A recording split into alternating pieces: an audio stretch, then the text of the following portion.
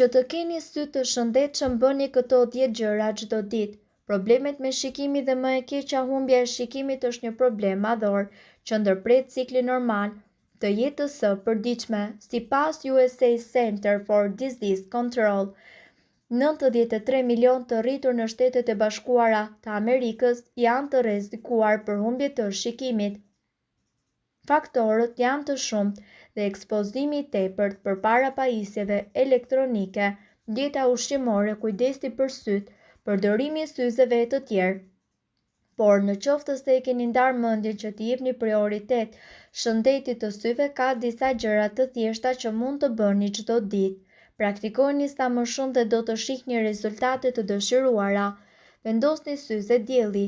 Bëni shkëputje her pas here nga pajisjet elektronike, shkëputuni nga leximi i librave për disa minuta. Lëvizni trupin, bëni ushtrime, dilni jashtë në natyrë, mos pini cigare, ushqeuni shëndetshëm, mos i fërkoni sytë, lani shpesh duar dhe hiqni grimin.